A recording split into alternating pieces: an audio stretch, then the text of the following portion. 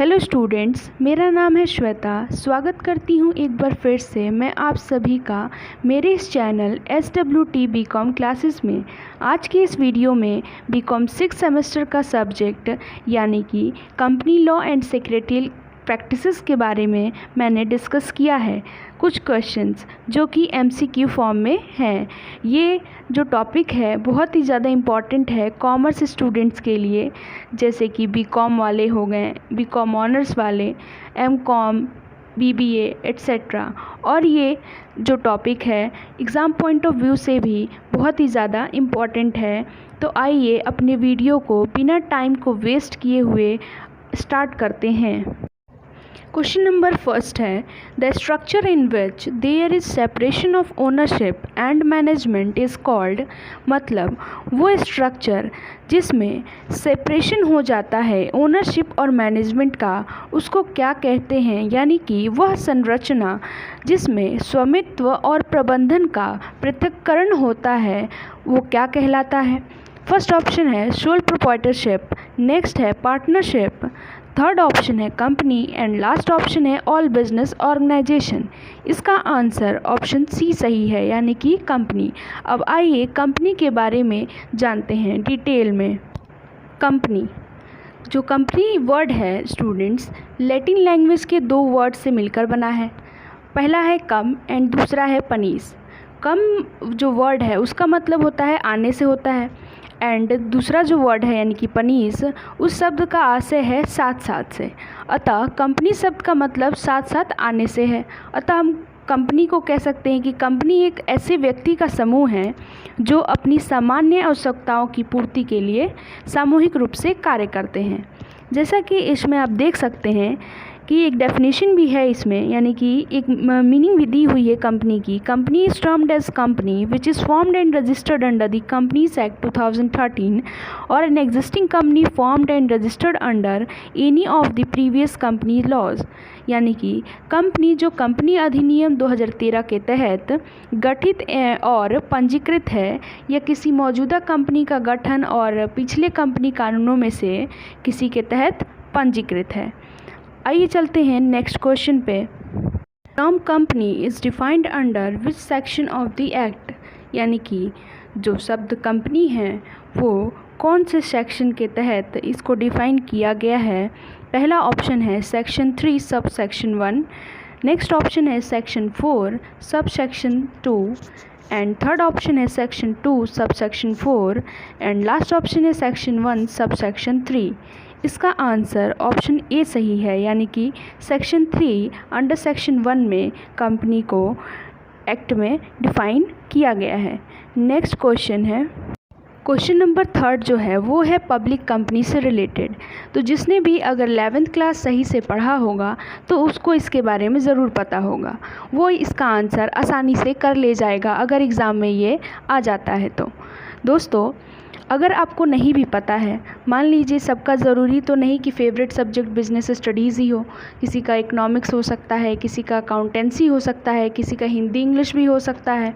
तो दुखी होने की ज़रूरत नहीं है। मैं आपको इस जो टॉपिक पढ़ा रही हूँ इससे रिलेटेड हर एक इन्फॉर्मेशन बताऊंगी, जिससे कि आपको एग्ज़ाम में कोई प्रॉब्लम नहीं आएगी। तो आइए अब अपने क्वेश्चन पे चलते हैं। Minimum numbers of members in case of public company. यानी कि पब्लिक कंपनी के केस में मिनिमम नंबर मेंबर्स की कितनी होती है, यानी कि मिनिमम संख्या मेंबर की कितनी होती है। पहला ऑप्शन है 1, दूसरा ऑप्शन है 2, तीसरा ऑप्शन है 5 एंड लास्ट ऑप्शन है 7। इसका आंसर ऑप्शन 7 सही है, यानी कि पब्लिक कंपनी के केस में जो मेंबर्स की संख्या है, मिनिमम नंबर ऑफ मेंबर्स की संख्या जो है वो है 7। आइए चलते हैं नेक्स्ट क्वेश्चन पे। नेक्स्ट क्वेश्चन बताने से पहले मैं पब्लिक कंपनी के बारे में बता दूं कि ये क्या होता है। Public company, companies act 2013 section 2 under section 71 के अकॉर्डिंग पब्लिक कंपनी वो कंपनी है जो कि एक प्राइवेट कंपनी नहीं है और उसका मिनिमम कैपिटल क्या होता है, प्रिस्क्राइब्ड होता है। और जो पब्लिक कंपनी होती है, यानी कि जो पब्लिक कंपनी का नाम होता है वो हमेशा एंड होता है लिमिटेड वर्ड से। अब आइए और जानते हैं पब्लिक कंपनी के बारे में। जैसे कि पब्लिक कंपनी में, जैसे अभी मैंने इससे पहले वाले क्वेश्चन में बताया कि मिनिमम 7 मेंबर्स चाहिए होते हैं और इसमें मैक्सिमम मेंबर्स की कोई लिमिट नहीं होती है, यानी कि अनलिमिटेड मेंबर्स भी हो सकते हैं इसमें। It must have at least 3 directors, इसमें यानी कि कम से कम 3 डायरेक्टर्स होने चाहिए। इसका minimum paid up capital 5 lakh rupees होता है और इंडेक्स ऑफ मेंबर्स मेंटेन करना कंपलसरी होता है और इसमें ट्रांसफ़र ऑफ शेयर्स से रिलेटेड कोई रेस्ट्रिक्शन नहीं होता है। आइए अब चलते हैं क्वेश्चन नंबर 4 है minimum number of members in case of private company, यानी कि अब प्राइवेट कंपनी की बारी है। प्राइवेट कंपनी में मिनिमम नंबर यानी कि कितने मेंबर्स होते हैं मिनिमम प्राइवेट कंपनी के केस में। पहला ऑप्शन है 2, नेक्स्ट ऑप्शन है 3, थर्ड ऑप्शन है 5 एंड लास्ट ऑप्शन है 7। इसका आंसर ऑप्शन ए सही है, यानी कि मिनिमम 2 मेंबर्स रिक्वायर्ड होते हैं। 2 मेंबर्स इस प्राइवेट कंपनी के केस में चाहिए होते हैं। आइए चलते हैं अब प्राइवेट कंपनी के बारे में जानते हैं कि ये क्या होता है और इसमें क्या क्या चीज़ें आती हैं। अब प्राइवेट कंपनी के बारे में कि ये क्या होता है। इसमें मिनिमम 2 मेंबर्स चाहिए होते हैं और मैक्सिमम लिमिट मेंबर की 200 होती है। पहले इसकी 50 थी, अब कंपनीज एक्ट 2013 के अकॉर्डिंग इसको 50 से बढ़ाकर 200 कर दिया गया है। इसमें कम से कम 2 डायरेक्टर्स होने चाहिए, यानी कि it must have at least 2 directors. इसकी जो मिनिमम पेड अप कैपिटल है वो 1 लाख रुपीज़ होनी चाहिए। इसमें मेंबर का इंडेक्स मेंटेन करना कंपलसरी नहीं होता है, ज़रूरी नहीं होता है। इसमें ट्रांसफ़र ऑफ शेयर्स यानी कि शेयर्स का ट्रांसफ़र करना में भी रेस्ट्रिक्शन होता है। अब जैसे कि मैंने आपको एक चीज़ बताई थी पब्लिक कंपनी के बारे में, क्या बताया था? अगर आपको याद हो तो मैंने ये बताया था पब्लिक कंपनी के बारे में कि जब पब्लिक कंपनी का नेम एंड होता है तो एक वर्ड आता है, वो वर्ड कौन सा है? लिमिटेड। उसी तरीके से प्राइवेट कंपनी का भी तो कुछ होगा, तो प्राइवेट कंपनी का भी नेम जब एंड होता है तो वर्ड आता है प्राइवेट लिमिटेड। आइए अब चलते हैं नेक्स्ट क्वेश्चन पे। क्वेश्चन नंबर 5 है maximum number of members in case of public company. फिर से पब्लिक कंपनी का क्वेश्चन है। तो अभी मैंने पब्लिक कंपनी से रिलेटेड जितनी भी चीज़ें बताई हैं, अगर आपने ध्यान से सुना होगा तो ये क्वेश्चन आप आराम से कर ले जाएंगे। तो आइए इसके क्वेश्चन के बारे में भी बात कर लेते हैं।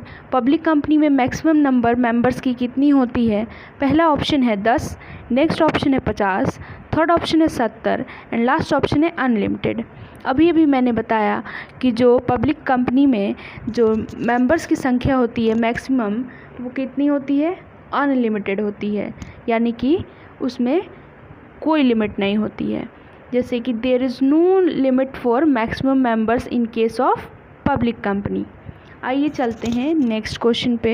स्टूडेंट्स, अगर अभी तक आपने हमारा इस चैनल को लाइक एंड शेयर सब्सक्राइब नहीं किया है तो प्लीज़ कर लें और इस वीडियो को अंत तक देखें, ताकि इसमें मैंने जो भी क्वेश्चंस कराए हैं वो सभी आपके लिए बेनिफिशियल हो सके। आपके एग्ज़ाम में जब भी आप एग्ज़ाम देने जाएं और इसमें से अगर कोई भी क्वेश्चन फंस जाता है तो आप पेपर उड़ा के चले आएँ। पेपर उड़ा के चले आएँ इन द सेंस कि पेपर अच्छे से करके आएँ और अच्छे नंबरों से पास हो सकें। अब आइए चलते हैं अपने क्वेश्चन पे। क्वेश्चन है maximum number of members in case of private company, यानी कि प्राइवेट कंपनी में मैक्सिमम मेंबर्स कितने हो सकते हैं। ऑप्शन है 10, नेक्स्ट है 50, थर्ड है 70 एंड लास्ट ऑप्शन है 200। इसका आंसर ऑप्शन डी सही है, यानी कि 200। आइए चलते हैं नेक्स्ट क्वेश्चन पे। क्वेश्चन नंबर 7 है who stands in the fiduciary position of the company, यानी कि कंपनी में फिड्यूशरी पोजीशन पर किसको रखा जाता है। फर्स्ट ऑप्शन है डायरेक्टर्स, नेक्स्ट ऑप्शन है प्रोमोटर्स, थर्ड ऑप्शन है auditors and last option share holders. यानी कि इन चारों में से कौन एज अ फिड्यूशरी काम करता है कंपनी में, यानी कि कंपनी के फिड्यूशरी पोजीशन पर इन चारों में से किसको रखा जाता है। तो इसका आंसर जो है वो है ऑप्शन बी, यानी कि प्रोमोटर्स को रखा जाता है। अब आप सोच रहे होंगे कि ये फिड्यूशरी क्या होता है? तो मैं आपको बता दूं, फिड्यूसरी का मतलब होता है ट्रस्टी, यानी कि जिस पे हम ट्रस्ट कर सकते हैं। अनडाउटिंग यानी कि जिस पे शक नहीं किया जा सकता, नॉट टू बी डाउटेड। और एक प्रत्यय मतलब फिड्यूसरी होता है। एक जो फिड्यूसरी होता है किसी भी व्यक्ति यानी कि एक पर्सन या ऑर्गेनाइजेशन है जो किसी अन्य व्यक्ति की यानी कि अनदर पर्सन की ओर से अपने क्लाइंट के इंटरेस्ट को, ग्राहक के हित को अपने स्वयं के आगे रखते हुए अच्छे विश्वास यानी कि गुड फेथ और ट्रस्ट को बनाए रखने के कर्तव्य के साथ काम करता है, वर्क करता है। आइए चलते हैं नेक्स्ट क्वेश्चन पे। इससे पहले कि मैं आगे बढ़ूं, मैं आपको प्रोमोटर्स के बारे में कुछ बताना चाहूँगी। स्टूडेंट्स, प्रोमोटर्स जो है वो प्रमोशन का पार्ट है और प्रमोशन कंपनी फॉर्मेशन का पार्ट है। यानी कि जब कंपनी का फॉर्मेशन होता है तो उसके होल प्रोसेस को यानी कि जो पूरा प्रोसेस है कंपनी फॉर्मेशन का, उसको 4 भागों में डिवाइड किया गया है, जिसमें से एक पार्ट प्रमोशन भी है और उसी प्रमोशन में ये प्रमोटर्स आते हैं। अब आइए जानते हैं कि ये प्रमोटर्स क्या होता है। वो पर्सन या फिर पर्सन्स का ग्रुप जो कि प्रमोशन के काम को परफॉर्म करते हैं और कंपनी फॉर्म करते हैं, उसको हम प्रमोटर कहते हैं। प्रमोटर बहुत सारे कार्य करता है, जैसे कि आइडिया यानी कि डिस्कवरी ऑफ आइडिया। प्रमोशन जो स्टेज है वो इसी से क्या होता है, बिगिन होता है, स्टार्ट होता है, ताकि कोई भी बिजनेस सेटअप किया जा सके। दूसरा जो इनका कार्य होता है वो ये डिटेल्ड इन्वेस्टिगेशन यानी कि कॉस्ट से रिलेटेड, प्रॉफिटेबिलिटी, प्रोडक्शन प्रोसेस से रिलेटेड, प्रोडक्ट का क्या डिमांड है उससे रिलेटेड ये क्या करते हैं, डिटेल्ड इन्वेस्टिगेशन करते हैं, जो कि हेल्प करता है प्रमोटर को डिसीजन लेने में regarding the size of the business, location of the plant and the amount of capital. Next जो इनका काम है वो है assembling of resources. Assembling of resources से पता चल रहा है यानी कि रिसोर्सेज को असेंबल करना। प्रमोटर जो होते हैं वो मटेरियल परचेज करते हैं, यानी कि उनका भी कॉन्ट्रैक्ट रखते हैं ताकि कहाँ से मटेरियल परचेज होगा, लैंड, मशीनरी, ये सब चीज़ें। और इन लोगों का एक और काम जो होता है वो है प्रिलिमिनरी डॉक्यूमेंट्स प्रिपेयर करना, जिसमें ये इम्पॉर्टेंट डॉक्यूमेंट्स प्रिपेयर करते हैं। यानी कि कौन प्रिपेयर करता है, प्रोमोटर्स प्रिपेयर करते हैं, जैसे कि हो गया memorandum of association, article of association, prospectus, जो कि मैं आपको अगले वीडियो में बताऊंगी। यानी कि सेकंड यूनिट के बारे में जब मैं आपको पढ़ाऊंगी तब उसमें ये सब चीज़ें इंक्लूड करूंगी। अब आइए चलते हैं नेक्स्ट क्वेश्चन पे। क्वेश्चन नंबर 8 है, the first meeting of the company after incorporation is, यानी कि पहली मीटिंग कंपनी की आफ्टर इनकॉर्पोरेशन कौन सी होती है? फर्स्ट ऑप्शन है AGM यानी कि एनुअल जनरल मीटिंग, नेक्स्ट है एक्स्ट्रा ऑर्डिनरी मीटिंग, थर्ड है स्टैच्यूटरी मीटिंग एंड लास्ट है क्लास मीटिंग। इसका आंसर ऑप्शन सी सही है, यानी कि कंपनी की पहली meeting after incorporation statutory meeting होती है। अब ये जान लेते हैं कि इसका क्या मतलब होता है, यानी कि स्टैच्यूटरी मीटिंग का क्या मतलब होता है। स्टैच्यूटरी मीटिंग स्टूडेंट्स वो मीटिंग है यानी कि कंपनी के शेयर होल्डर्स की मीटिंग होती है। It is the meeting of share holders of a company, और ये मीटिंग यानी कि कंपनी के लाइफ टाइम में एक बार होनी चाहिए, यानी कि एक बार तो होनी ही चाहिए। This meeting is held once in the lifetime of a company. और सबसे ख़ास बात, प्राइवेट कंपनी कभी भी यानी कि उनको कोई ज़रूरत नहीं है कि वो इस मीटिंग को क्या करें, होल्ड करें।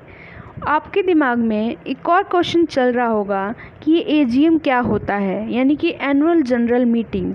इसलिए इसको डिफ़ाइन कर रही हूँ क्योंकि ये बहुत ही ज़्यादा इम्पॉर्टेंट है। एनुअल जनरल मीटिंग एक ईयरली गैदरिंग होती है कंपनी के इंटरेस्टेड शेयर होल्डर्स की। AGM यानी कि अगर कंपनी का AGM एनुअल जनरल मीटिंग, जो कंपनी का डायरेक्टर्स होते हैं इसमें, वो प्रेजेंट करते हैं फाइनेंशियल परफॉर्मेंस कंपनी की, और शेयर होल्डर्स उस पर वोट करते हैं यानी कि अपना मतदान देते हैं। जो एनुअल जनरल मीटिंग है वो बिज़नेस आवर्स में ही कराई जाती है, यानी कि 9 बजे से लेकर शाम के 6 बजे के बीच। आई होप आप सभी को समझ में आया होगा जो भी मैंने बताया। आइए चलते हैं नेक्स्ट क्वेश्चन पे।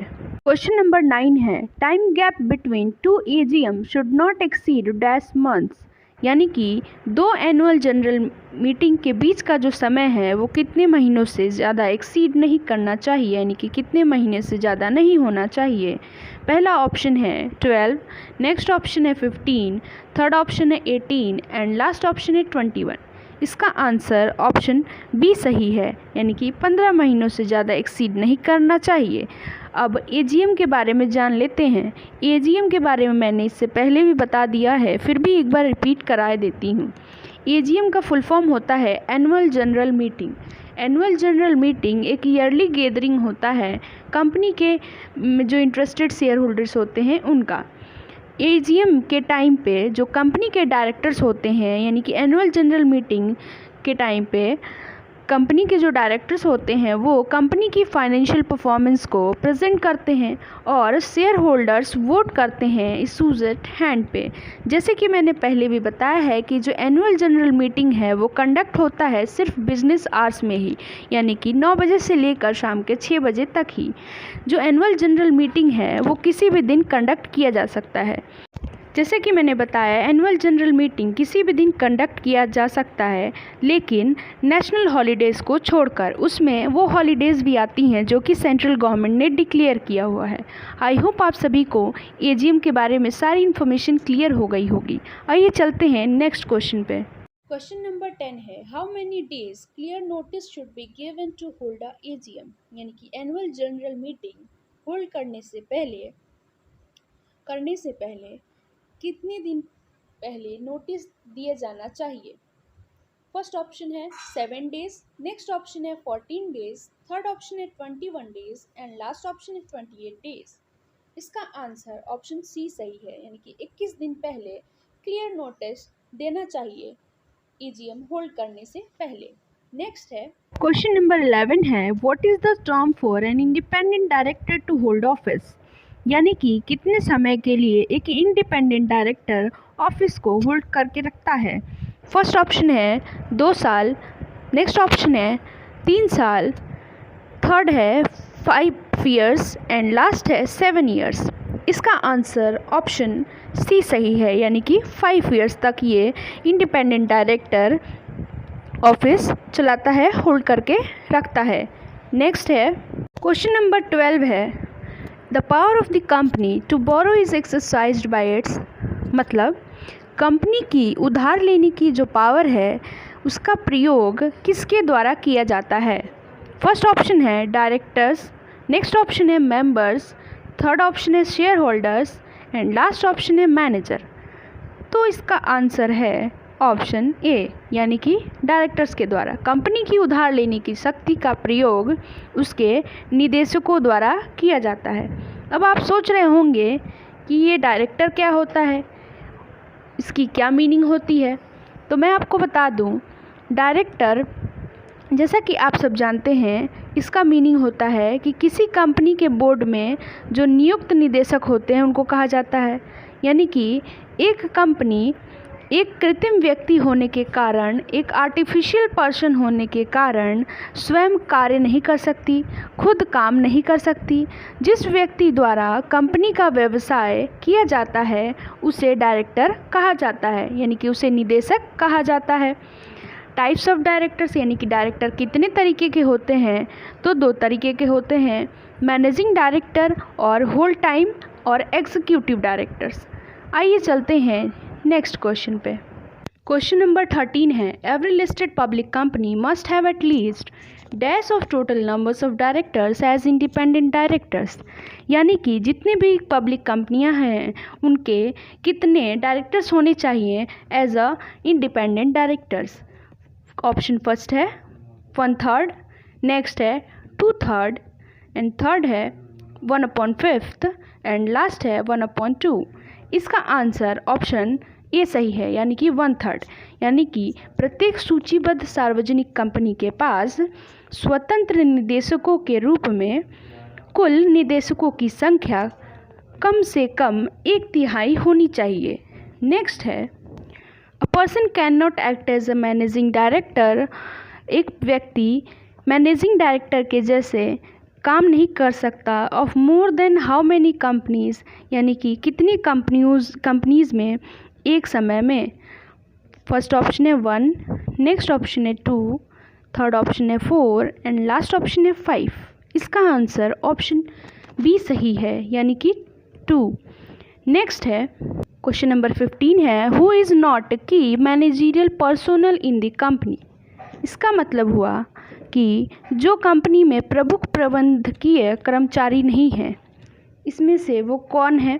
फर्स्ट ऑप्शन है द कंपनी सेक्रेटरी, नेक्स्ट है the whole time director, third है the chief financial officer and last accountant.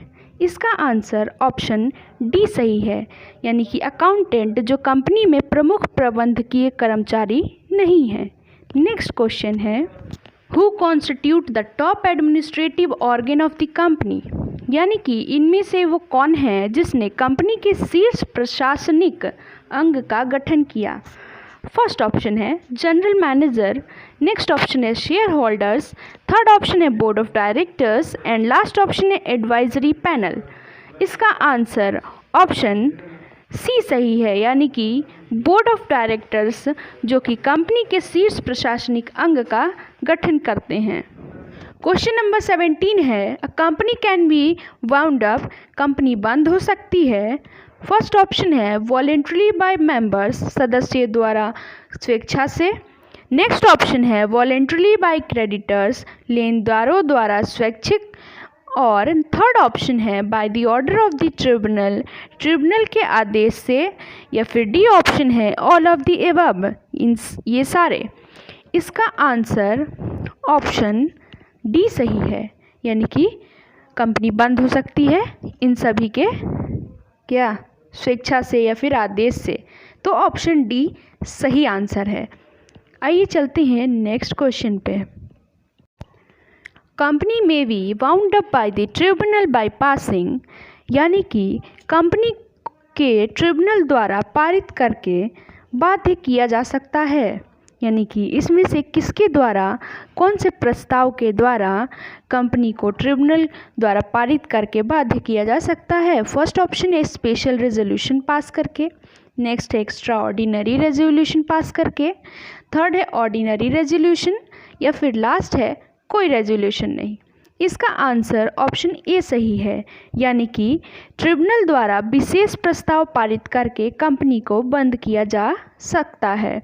Next है क्वेश्चन नंबर 19 है minimum paid up share capital in case of public company is, यानी कि public company के case में minimum कितना paid up share capital होता है। फर्स्ट ऑप्शन है 1 लाख, नेक्स्ट ऑप्शन है 3 लाख, थर्ड ऑप्शन है 5 लाख, लास्ट ऑप्शन है 7 लाख। इसका आंसर ऑप्शन सी सही है, यानी कि minimum paid up share capital 5 lakh होने चाहिए इन केस ऑफ पब्लिक कंपनी। अब प्राइवेट कंपनी के बारे में भी जान लेते हैं लिसनर्स, क्योंकि यहाँ पे पब्लिक कंपनी की बात हो रही है तो प्राइवेट की भी बात हो ही जानी चाहिए। प्राइवेट कंपनी में पहले 1 लाख था, लेकिन जैसे ही कंपनीज एक्ट 2013 में अमेंडमेंट हुआ, संशोधन हुआ, तो जो कंपनीज एक्ट अमेंडमेंट वाला 2015 उनके अकॉर्डिंग ये था कि कोई भी minimum limit paid up share capital की एक प्राइवेट लिमिटेड कंपनी को फॉर्म करने के लिए नहीं होगी। लेकिन जो ऑथोराइज्ड कैपिटल है, यानी कि ऑथोराइज्ड कैपिटल मिनिमम 1 लाख अभी भी मैंडेटरी है, किसके लिए, कंपनी को फॉर्म करने के लिए, प्राइवेट कंपनी को फॉर्म करने के लिए। आइए चलते हैं नेक्स्ट क्वेश्चन पे। क्वेश्चन नंबर 20 है, यूँ कहें तो ये आज का लास्ट क्वेश्चन है, इस वीडियो का लास्ट क्वेश्चन है लिसनर्स। आइए देखते हैं। The companies which are formed under special act are known as, यानी कि वो कंपनीज जो कि स्पेशल एक्ट के अंडर में फॉर्म होती हैं उनको क्या कहते हैं, उनको कौन सी कंपनी कहते हैं। पहला है स्टैट्यूटरी कंपनीज, नेक्स्ट है चार्टर्ड कंपनीज, नेक्स्ट थर्ड है रजिस्टर्ड कंपनीज एंड लास्ट है गवर्नमेंट कंपनीज। इसका आंसर ऑप्शन ए सही है, यानी कि स्टैट्यूटरी कंपनीज। अब इसके बारे में भी जानते हैं डिटेल में, ये क्या होता है। सबसे पहले तो स्टैट्यूटरी कंपनीज़ की हिंदी मीनिंग होती है वैधानिक कंपनियाँ। अब ये क्या होता है, वैधानिक कंपनियों को पूरी तरीके से जो सरकार द्वारा वित्त पोषित किया जाता है लिसनर्स, इसकी शक्तियाँ, इसकी वस्तु यानी कि ऑब्जेक्ट्स, लिमिटेशन आदि भी विधानमंडल के अधिनियम द्वारा तय की जाती हैं। आई होप आप सभी को जितना मैंने इस वीडियो में कराया है वो अच्छे से समझ में आया होगा। आज के लिए बस इतना ही। अगर आपको मेरा ये वीडियो हेल्पफुल लगता है, पसंद आता है, या फिर आपकी ये थोड़ी सी भी नॉलेज बढ़ाने में मदद करता है, तो प्लीज़ मेरे इस वीडियो को लाइक, शेयर एंड सब्सक्राइब करना ना भूलिएगा। और इस वीडियो से रिलेटेड अगर कोई भी इश्यू है तो आप मेरे कमेंट सेक्शन में कमेंट करके बता सकते हैं। Thanks for watching.